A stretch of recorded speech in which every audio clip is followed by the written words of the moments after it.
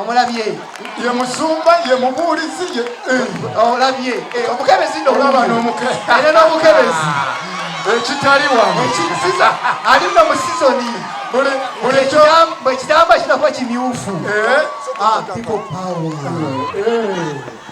nayo ogenzeeyo taata anti MP ali wano oyagala etayi nayo MP agirabe sebe taata MP okikola otya si bya people power abooluganda mukama yeebazibwe mukama yeebazibwe nnyo ne bw'oba otudde ne landiroodi wo mukama yeebazibwe nnyo manyi tumanye okweraliikirira olw'okuba otudde ne landiroodi yakubanja katusabe mu linnya lya kitaffe n'omwana n'omwoyo omutukuvu waliwo amawulega ag'essanyu ge mbaleetedde olunaku olwaleero tugenda okutambula mulamwa gwaffe mwannammwe munaabanga bantu bange nange naabanga katonda wammwe era ebintu bino sibijja wala sigenda tambula ngenda ali yansomera ekitundu awo najja nakyesomera Yeremiya 3 olunnyo olwabiri gye tugenda otandikira otuuka ku lunnyo olwabiri mu 2 era n'abaana bammwe balibanga bwe bali olubereberye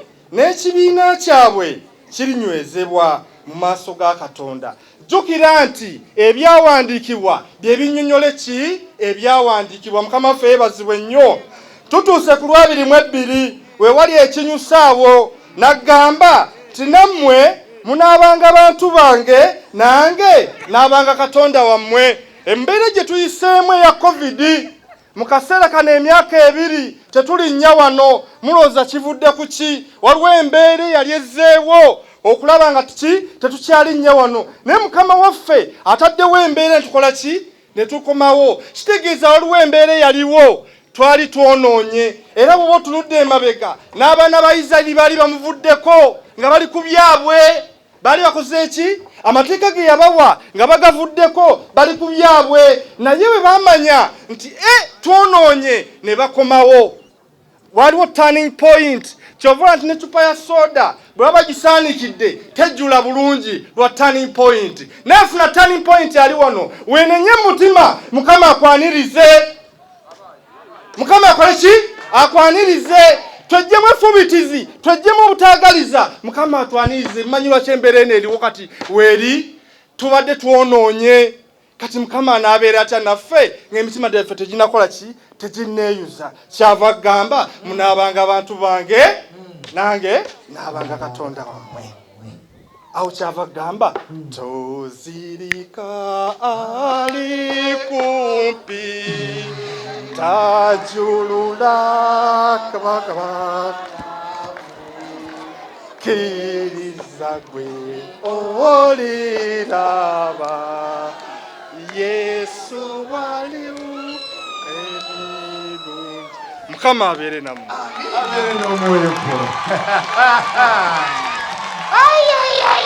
Abooluganda Mukama yeebazibwe. Mukama yeebazibwe nnyo. Ne bw'oba otudde ne landiroodi wo Mukama yeebazibwe nnyo. Manyi tumanye okweraliikirira olw'okuba otudde ne landiroodi yakubanja. Katusabe mu linnya lya kitaffe n'omwana n'omwoyo omutukuvu. Waliwo amawulega ag'essanyu ge mbaleetedde olunaku olwaleero tugenda okutambula mulamwa gwaffe mwannammwe munaabanga bantu bange nange naabanga Katonda wammwe era ebintu bino sibijja wala sigenda tambula ngenda ali yansomera ekitundu awo najja nakyesomera. Yeremiya 3 olunnyo olwabiri gye tugenda otandikira otuuka ku lunnyo olwabiri mu 2 era n'abaana bammwe balibanga bwe bali olubereberye n'ekibiina kyabwe kirinywezebwa mu maaso ga Katonda. Jjukira nti ebyawandiikibwa bye binnyonnyola ki ebyawandiikibwa. Mukama waffe yeebazibwe nnyo.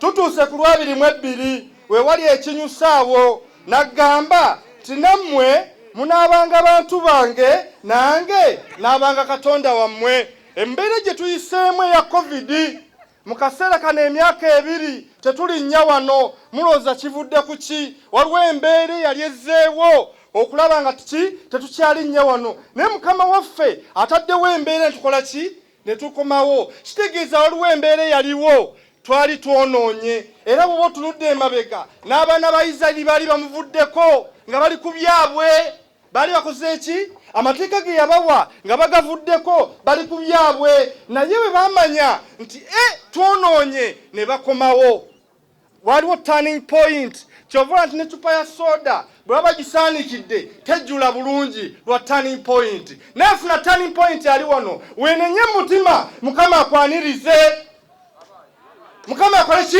akwanirize twejjemu efubitizi twejjemu obutaagaliza Mukama atwanirize mmanyi lwaki embeera eno eriwo kati weeri tubadde twonoonye kati Mukama anaabeera atya naffe ng'emitima gyaffe teginakola ki teginneeyuza kyava gamba munaabanga abantu bange nange naabanga Katonda wammwe awo kyava gamba tozirika ali kumpi tajulula kabakaba kiririza gwe oliraba Yesu waliwo ebirungi Mukama abeere nammwe abeere n'omwoyo gwo